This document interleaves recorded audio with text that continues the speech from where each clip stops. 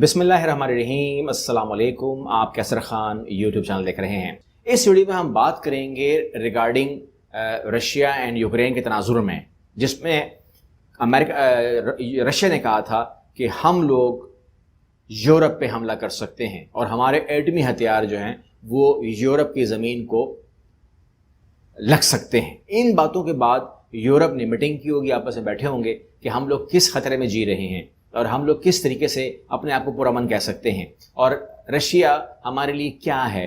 तो उस तनाजुर में अब ख्याल कीजिएगा कि जर्मनी ने पहली बार रूस को कौमी सलामती के लिए ख़तरा करार दिया है। या आप देख रहे हैं पहली बार ऐसा हुआ है कि उन्होंने कहा ये हमारी सलामती के लिए ही, सिक्योरिटी के लिए ही हमारी ख़तरा है और बहुत बड़ा ख़तरा करार दिया है। खारजा पॉलिसी उसकी आ गई है। चांसलर ने कहा है कि जर्मनी हमारी तरफ से की जाने वाली एक बड़ी तब्दीली है जिसमें अहम सिक्योरिटी पॉलिसी के हवाले से हिकमत अमली तब्दील कर रहे हैं। उन्होंने कहा कि इस मंसूबे का मकसद ये भी है कि सिक्योरिटी पॉलिसी से मुतल्लिक वजारतों के दरमियान ज़्यादा हम आहंगी को यकीनी बनाया जाए। और उन्होंने कहा कि चाइना भी हमें तंग कर रहा है, रूस धमकियाँ दे रहा है। इस माहौल में यूरोप जो है वो अच्छा फील नहीं कर रहा। उसको अच्छा फील करने के लिए चाइना की दुश्मनी और रूस की धमकियों को ख़त्म करना होगा। यहाँ पर हो क्या रहा है, मतलब ये ऐसा माहौल के अंदर इतनी तलखी क्यों आ रही है? उसमें यूके बहुत पेश हो रहा है। यहाँ पर आप देखें, तस्वीर बहुत खूबसूरत है इस ड्रोन की जो बॉम्ब लेके जा रहा है, कैरी कर सकता है बॉम्ब को। यूके ने मज़ीद तस्वीरें जारी की हैं कि हम क्या देने जा रहे हैं। वो ड्रोन देने जा रहे हैं, मज़ीद ड्रोन, लगता है नए डिज़ाइन किए हैं, लगता है बड़े खूबसूरत लग रहे हैं यहाँ पर ये, और इनको दिया जाएगा यूक्रेन को ताकि वो इसको, जाहिर बात है अब ये जो ड्रोन नजर आ रहा है इसका तो कतई तौर पर डिफेंसिंग का तो है ही नहीं ना, ये ऑफेंसिव वेपन है क्योंकि इसने बॉम्ब मारना है। ये रोकने के लिए नहीं है, मारने के लिए है। तो ये ऑफेंसिंग जो मैटर जो अपनाए हैं अभी यूक्रेन ने, उसके तनाजुर में ही दिया गया है। अभी यूक्रेन जो है वो हमले कर रहा है और ये ड्रोन बड़ा काम आएगा उसके लिए कि जहां पर अगर ये ड्रोन तबाह होता है तो हो जाए, ये सुसाइडल ही होगा, अपना बॉम्ब मार के ख़त्म हो जाएगा, तो इसमें कोई फिक्र नहीं है। इस तरीके से यूके जो है वो बहुत बड़ी सपोर्ट है इस टाइम यूक्रेन के लिए। यहाँ पर आप ये देखिएगा कि बहुत बड़े अलार्म बजे हैं और बहुत ही बड़ा ख़तरा है। उस ख़तरे के तनाजुर में इस खबर को लीजिएगा और वो ये है कि Ukraine considered destroying all bridges around Kyiv. BBC की रिपोर्ट है। बीबीसी क्या कह रहा है?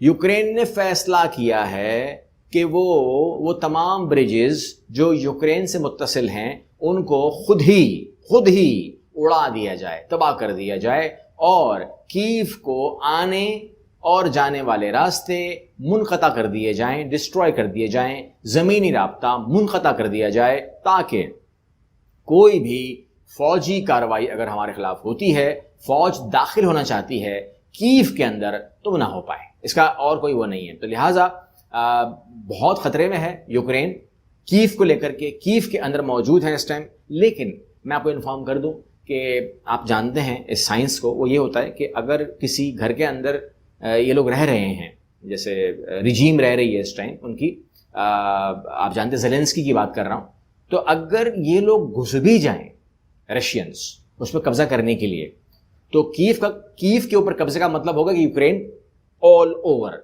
उस पर कब्जा हो गया है, ठीक है ना, कीव के ऊपर खाली। बाकी जहां मर्जी करते रहें, खैरसोन को उठा लें, किसी को भी उठा लें, डाउन से लुहान से उड़ा लें, इससे कोई फर्क नहीं पड़ता। कीव का मतलब होगा कि यूक्रेन गॉन। अब उसके अंदर होता है कि हेलीकॉप्टर जो है उसके अंदर इनको बिठाया जाएगा और वो फ्लाई कर जाएगा, तो ये कोई मर नहीं जाते यहाँ पर। ये ओके, यहाँ पर क्रीमिया से रिपोर्ट आ रही है कि ऑफेंसिव चल रहा है मामला, तो उसमें Crimea attacked by drones. Governor अभी आपको मैंने बताया कि ड्रोन्स जो है वो दे रहा है यूके, और लगभग वैसे ही या वही ड्रोन्स जो हैं उन्होंने क्रीमिया में जाके हमले किए हैं और गवर्नर ने बताया है कि उसने शदीद नुकसान पहुंचाया है क्रीमिया के इलाकों को। तो ये ख़तरनाक बातें तो हैं जो हो रही हैं, लेकिन बहरहाल ये हो रहा है और हर तरीके से जो है जो भी वो नुकसान पहुंचा सकते हैं रूस को, वो पहुंचाने से इज्तनाब नहीं बरत रहे। आगे चलते हैं तो आप कहते हैं कि पुतिन हासिल क्या करना चाहता है, पुतिन के दिमाग में क्या चल रहा है, रूस चाहता क्या है, ये क्या मतलब कोई ऑब्जेक्टिव भी है या बस मारना ही एक हल है बनाया हुआ है? تو یوکرین کے تنازع میں روس کے اہداف کے بارے میں پیوٹن نے صحافیوں کو باقاعدہ بریفنگ دی ہے۔ روس نے موجودہ جارحانہ طویل مدتی عزائم اور کیا نئے متحرک ہونے کی ضرورت پر توجہ دی۔